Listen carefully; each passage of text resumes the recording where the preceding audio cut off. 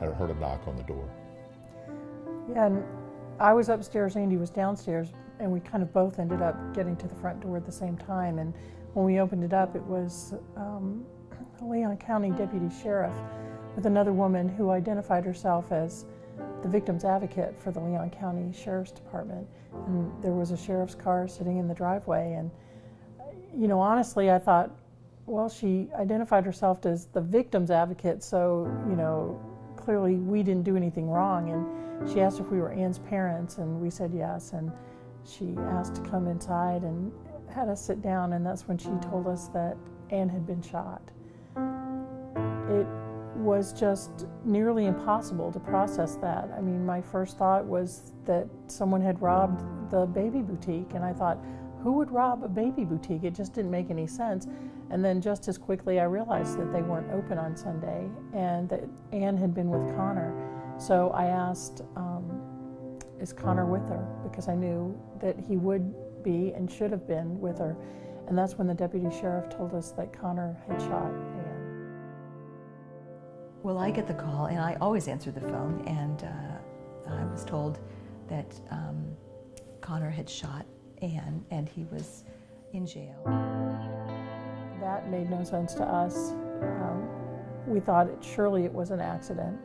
We asked them how Ann was, but of course, you know, she was in the hospital, and they said our job is just to get you there as quickly as possible, and then the doctor will explain to you how Ann is doing.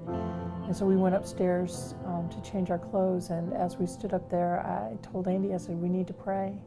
So we just, you know, held each other's hands, and we prayed for Ann, and we prayed for her doctors and everybody else taking care of her.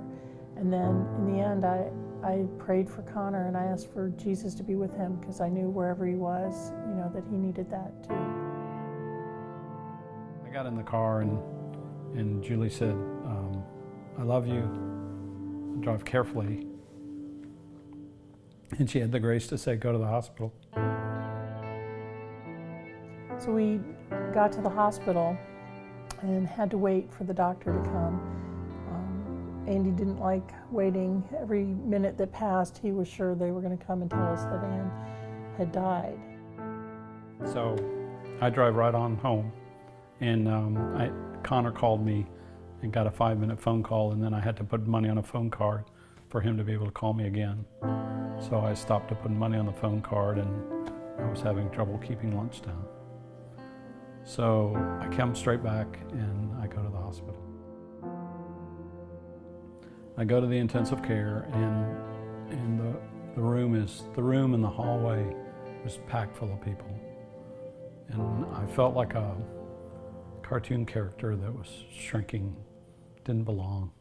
I leaned up against the wall just to stem the nausea, and I saw Kate and Andy Gromer on the other side of the room. And I remember looking over there and seeing him standing over there all by himself. And you could tell, I could tell that, you know, he kind of wasn't sure whether he should come further or she'd stand at that corner. But I immediately went over there to him because I knew that with all those people there, him and me were the ones that had the closest connection at that moment, because each of us had lost something that day. Him, his son, potentially to the future prison system to be taken away, and my daughter who was gravely injured. And at that time, I just didn't know what was going to happen. And I remember walking up to him and said, you know, Michael, I'm glad you're here, but by the end of this week, I may hate you.